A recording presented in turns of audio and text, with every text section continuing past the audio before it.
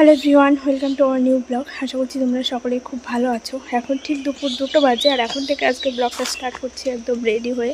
এই যে ব্যাগ, আর ওইদিকে ওই যে তোমার দাদাভাই গাড়ি নিয়ে একটু ছায়ার মধ্যে রেখেছিল। ও এসছে 1-1.5 ঘন্টা আগে, এসে খাওয়া দাওয়া করলো, দিয়ে একটু রেস্ট নিচ্ছিল। আমাদের যাওয়ার কথা ছিল 1টার সময়, বাট এত রোদ, এই রোদের মধ্যে ঘর থেকে বেরোতেই সাহস পাচ্ছিলাম না। কিন্তু বেশিক্ষণ তো আর ওয়েট করা যাবে না, তাই 2টোর দিকে এখন বেরোচ্ছি। হসপিটালে চেক আপ রয়েছে আর সেখান থেকে যাব আবার ডক্টর দেখাতে, নাম লেখানো রয়েছে। তো 3টে থেকে 4টের মধ্যে ডক্টরবাবুর চেম্বারে পৌঁছাতে হবে। তো দেখা যাক, দুটোর টাইমিং যদি একদম ঠিকঠাক হয়ে যায় তাহলে তাড়াতাড়ি হয়ে যাবে, আর না হলে অবস্থা খারাপ। স্নান করে ঝটপট এদিকে আমি রেডি হয়ে নিলাম, আর এদিকে তোমার দাদাভাই এখন একটু শুয়েছিল আধা ঘন্টার মতো। তো আরও 1 ঘন্টা ঘুমাতে পারলে ভালো হতো ওর, কিন্তু সেটা সম্ভব না, টাইম হয়ে গেছে। তো চলো ঝটপট বেরিয়ে যাই, আর বাজারে গিয়ে যতটুকু পারবো তোমাদের সঙ্গে ব্লগ শেয়ার করার চেষ্টা করব। যেহেতু ডক্টর দেখাতে যাচ্ছি, জানি না কতটুকু শেয়ার করতে পারবো। তাছাড়া ডক্টর দেখানো বাদেও আমাদের বেশ কিছু কাজ রয়েছে, আর বাজারে তো এখন যাওয়াই হয় না, ওই ডক্টর দেখানোর উদ্দেশ্য করেই একটু বাড়ি থেকে বেরোনো হয়। আর টুকিটাকি কিছু কেনাকাটা রয়েছে, সেগুলো চেষ্টা করব যদি আজকে করতে পারি। খুবই ভালো কথা। মুখ পুরো জ্বালা করছে না, জল যদি লাগে ঠান্ডা জল কিনে নেবো, ওই গরম জল নিয়ে লাভ নেই, হাঁপিয়ে যাচ্ছে। ওই যে মা এদিকে সব রেডি করে দিল। চলো এখন বাড়ি থেকে ঝটপট বেরোই।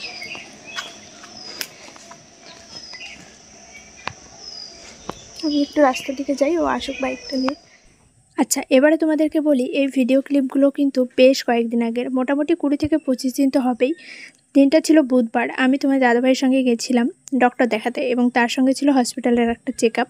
তো একদম দুপুরবেলা করেই আমাদেরকে বেরোতে হয়েছিল, মোটামুটি 1:30-2টো নাগাদ। আর বাড়ি ফিরেছি আমরা 9টার ওপরে, মানে অনেকটাই রাত্রি হয়ে যায় এবং প্রচণ্ড মাথা খারাপ হয়ে যায়, অসহ্য গরম। আর তার মধ্যে সারাটা দিন ওইভাবে আমাদেরকে হসপিটাল আর ডক্টর মানে এই করে করেই কাটাতে হয়েছে।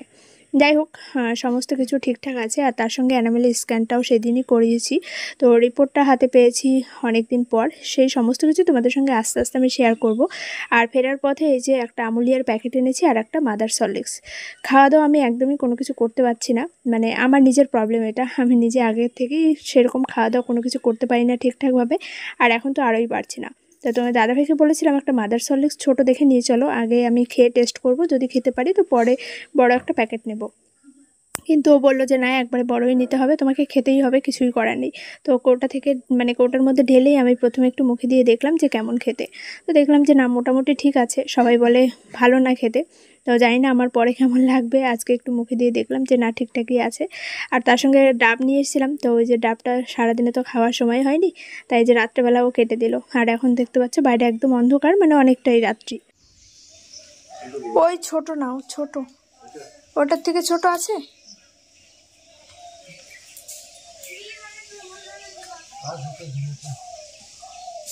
আস্তেই করে টানো, কিচ্ছু হবে না, মাটি নরম আছে।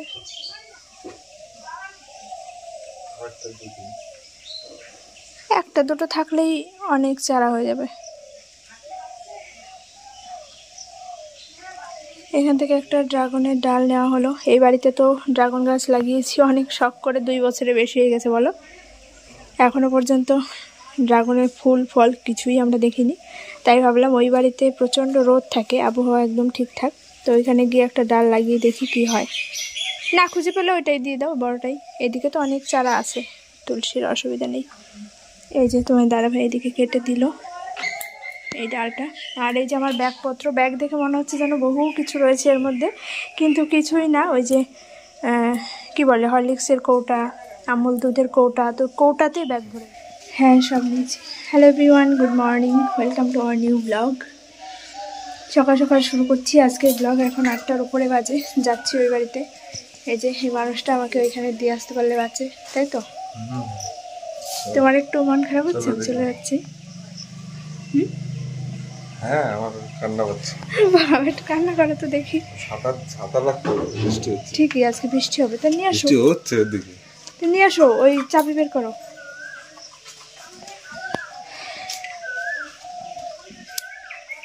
তো চলো যাই ওইখানে বেশ কয়েকদিন থাকবো, ওই জন্য আর কি সব নিয়ে যাচ্ছি। মানে আমার খাবার দাবারের ব্যাগ ওইটা গেল, ওর মধ্যে সব খাবার দাবার, জামা কাপড় কিছুই নেই। আর এর মধ্যে রয়েছে আমার 2টো নাইটি, যেটা আর কি সবসময় আমার প্রয়োজন, সেরকম 2-4টে জিনিস, ফোন, চার্জার, এগুলোই।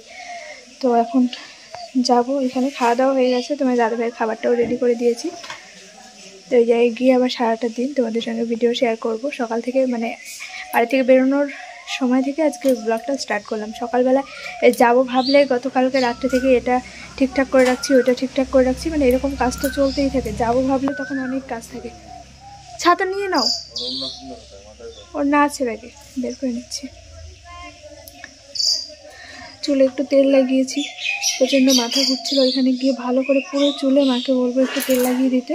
আর এখন সামনেটা আমি কোনো রকম লাগিয়ে নিলাম। ছাতাটা বের করে নাও, চাবিটা ব্যাগের মধ্যে তোমার। চলো এখন রেডি হয়ে বেরোই, ওই বাড়িতে গিয়ে আবার তোমাদের সঙ্গে শেয়ার করব। বাড়ির থেকে বেরোনোর পথেই ঝিরিঝিরি করে বৃষ্টি হচ্ছিল 2-1 ফোঁটা। তোমার দাদাভাইকে বললাম ছাতাটা নিয়ে চলো, কিন্তু ও আলসেমি করে আর নিল না। আমি যেই এই বাড়িতে ঢুকেছি আর সঙ্গে সঙ্গে দেখো জোরে বৃষ্টি শুরু হয়ে গেছে। ও হয়তো ভিজতে ভিজতেই আজকে কাজে গেল। এখানে আসার পরেও বললাম ছাতাটা নিয়ে যাও, কিন্তু কিছুতেই নিল না। তো যাই হোক, বৃষ্টি কমেছে। আর তারপরে দেখো এই যে আমাদের বাড়ির গাছের জাম খেতে কিন্তু আমার খুবই ভালো লাগে, কিন্তু বৃষ্টির কারণে আমাদের গাছের জামগুলো না এবার নষ্ট হয়ে গেছে। মানে অনেকগুলো গাছ রয়েছে আমাদের, কিন্তু সেভাবে আর খেতে পারলাম না এই বছর। তো সারাটা দিন এই যে ঘর বারান্দা এ করেই কাটলো, যেহেতু বাইরে বৃষ্টি হচ্ছে। আর তোমাদেরকে বাড়িতে থেকেই আমি বলেছিলাম যে চুলে তেল লাগাতে হবে, চুলটা ছাড়াতে হবে, কারণ বেশ কয়েকদিন হয়ে গেছে চুলে আমি ঠিকঠাক চিরুনি দিয়ে ছাড়াতে পারছি না। ওই সামনের দিকটা একটু আঁচড়ে নিই, আর পেছন দিকটা করে আর ছাড়ানো হয় না। চুলটা কেটে ফেলতে হবে, কিন্তু এই সময় সবাই বলে চুল কাটতে নেই। তোমরা একটু কমেন্টে জানিও তো, আমার এই চুল নিয়ে ভীষণই অসুবিধা হচ্ছে, কিন্তু মানে কি করব, সবাই যেহেতু বলছে তাই আর সাহস পাচ্ছি না। তো মা এখানে চুলটা ছাড়িয়ে দিচ্ছিল, বেশ ভালো করে চুলটা ছাড়িয়ে আশ্রে দিল। আর এইদিকে দেখো বাইরে প্রচণ্ড আকারে বৃষ্টি হচ্ছে, মানে মুষলধারে। এবছরে বোধহয় আজকে সেরা বৃষ্টি হয়েছে, অনেকটা সময় ধরে প্রচণ্ড বৃষ্টি হলো। তো বারান্দায় বসে বসে গল্প করছিলাম। এ বাড়িতে আসার পর থেকে আমি ক্যামেরার সামনে এসে তোমাদের সঙ্গে কথা বলতে পারিনি। যখন ওই বাড়ি থেকে আসি তখনই ঝিরিঝিরি বৃষ্টি। আমার দাদাভাই বলছিল যে বৃষ্টি হচ্ছে ওই দিক করে, তো ছাতাটা ও নিয়ে আসেনি। ওই বারবার বললাম চাবিটা দাও, ছাতাটা বের করে দিই, কিন্তু আর নিল না। তো আসার সঙ্গে সঙ্গে এখানে যেই মানে ঘরে ঢুকেছি আর ঝরঝর করে বৃষ্টি শুরু হয়ে গেছে। তো তারপরে একটু রোদ উঠেছিল, কিন্তু দুপুরের পর থেকে মুষলধারে বৃষ্টি হয়ে গেল, সেটা তোমরা দেখলেই। প্রচণ্ড বৃষ্টি হয়েছে, আর উঠোনে প্রচণ্ড স্লিপ, আমাদের একদম সবুজ হয়ে গেছে উঠোন পুরো। তো ঘর বারান্দা এই করেই সারাটা দিন কাটলো। এখন এই যে 5:30 বাজতে যায়, মা অলরেডি রান্নাঘরে চলে গেছে রান্নার জন্য। কারেন্টের প্রচুর সমস্যা হচ্ছে, লো ভোল্টেজ। ছোটো কাকাদের ঘরে ওই তারে কারেন্ট আছে, কিন্তু আমাদের তারে সকাল থেকেই কারেন্টের সমস্যা হচ্ছে। মানে আজকে বৃষ্টিতেও যেরকম প্রবলেম, কারেন্টেও সেরকম প্রবলেম। তো ওই জন্য কি আর করা যাবে, সকাল করে রান্নাটা সেরে ফেলতে হবে, নাহলে আবার ঘরে অন্ধকার। আর দেখা যাক তোমার দাদাভাই ওরা কাজের থেকে কখন আসে। আমার তোমার দাদাভাই একদিনও কমেন্ট করেছে যে তোমার বর কী কাজ করে। তো ও একটা মানে ফ্লাই অ্যাশ ব্রেকার ফ্যাক্টরিতে কাজ করে, মেশিন অপারেটরের কাজ করে। তোমাদেরকে এর আগেও অনেকবার বলেছি, আমি ওখানে গিয়ে ভিডিওও করেছি, কিন্তু হয়তো তুমি সে আগের ভিডিও দেখোনি, সেই জন্য জানো না। পুরোনো ভিডিওগুলো একটু ঘেটে দেখো, তাহলে হয়তো বুঝতে পারবে, নাহলে আমি সেভাবে তোমাদেরকে বোঝাতে পারবো না। তো যাই হোক, এখন এই যে বারান্দায় বসে আছি, আর রাত্রে কী রান্নাবান্না হয় না হয় সবটাই তোমাদের সঙ্গে শেয়ার করবো। শরীর না এখন একদমই ভালো লাগে না, মানে প্রত্যেকটা মুহূর্তেই কেমন যেন একটা অস্থির, একটা ক্লান্তি ভাব। তো সেই জিনিসগুলোর জন্য ভিডিও সবসময় করা হয়ে ওঠে না। তো এই আর কি, সবসময় ইচ্ছে থাকলেও মানে ক্যামেরা অন করতে ইচ্ছা করে না, আবার মানে হয়ে ওঠে না, কেমন যেন একটা লাগে, মনে হয় যেন একটু শুয়ে থাকি, একটু বসে থাকি। আর এখানে আসলে তো আরোই বেশি আলসেমি লাগে, ওইখানে তাও একটু টুকটাক কাজকর্ম করি, এখানে আসলে তো আরোই কোনো কিছু করা হয় না। তো এই আর কি, সেজন্য তোমাদের সঙ্গে সেভাবে শেয়ারও করতে পারি না। আর এসে যে তুলসী গাছটাও মা লাগিয়ে দিয়েছে, ড্রাগন গাছটাও লাগিয়েছে, কোথায় লাগিয়েছে সেটা পরে তোমাদেরকে একবার দেখাবো। আর এখন এই যে বাইরে প্রচণ্ড জল কাদা, আমি আর এখন নিচে নামতে পারছি না, দেখাতেও পারছি না। প্রেগনেন্সির শুরু থেকে কিন্তু আমার খাওয়া দাওয়া টোটালি বন্ধ হয়ে গেছিলো। মোটামুটি 5 মাস কমপ্লিট হওয়ার পর থেকে আমি টুকটাক একটু খেতে পারছি। আর আমার বেশ কয়েকদিন থেকে মোমোও খেতে ইচ্ছা করছিল। তোমার দাদাভাই যেহেতু এই যে সকাল করে কাজে যায়, রাত্রিবেলা বাড়ি ফেরে, আর মোমোটা আমাদের বেথুয়া বাজার ছাড়া পাওয়া যাবে না ভালো, তো সেই জন্য আর খাওয়া হচ্ছিল না। আর আমাকে তো এখন বাজারে নিয়েই যায় না সেই ডক্টর দেখানো ছাড়া। তো কাকা আজকে আমার জন্য মোমো নিয়ে এসেছিলো, তো সেটাই তোমাদের সঙ্গে শেয়ার করলাম। একটুখানি মোমো খেয়ে নিলাম, আর খেয়ে এসে যে বাইরেই বসেছিলাম, মা আবার ওইদিকে রান্নাবান্না করছে। দেখা যাক কী রান্নাবান্না হয়। আমি না যখন ভিডিও করেছি তখনও পর্যন্ত জানি না যে কী রান্না হচ্ছে, পরে তোমাদের সঙ্গে আস্তে আস্তে শেয়ার করবো। যে কিছু আম ছিল সেই আমগুলো আমি এখন ছাড়িয়ে রাখলাম বারান্দায়, মানে একটা একটা করে রেডি করে রাখছি। তো দাদাভাই ওরা তো এখনও কাজের থেকে আসেনি, তো ওরা আসার আগে আমি এদিকে টুকটুক করে সব রেডি করে রাখছি, আর মা ওদিকে রান্নাটা কমপ্লিট করছে। তো রান্নাবান্না কিন্তু পুরোপুরি কমপ্লিট, খেতে বসে পড়েছি। আর বাইরে তো প্রচণ্ড বৃষ্টি, জল কাদা, সেজন্য মাকে বললাম পাতাই খেতে দিয়ে দাও, তোমার থালা বাসন মাঝের আর অত ঝামেলা থাকবে না।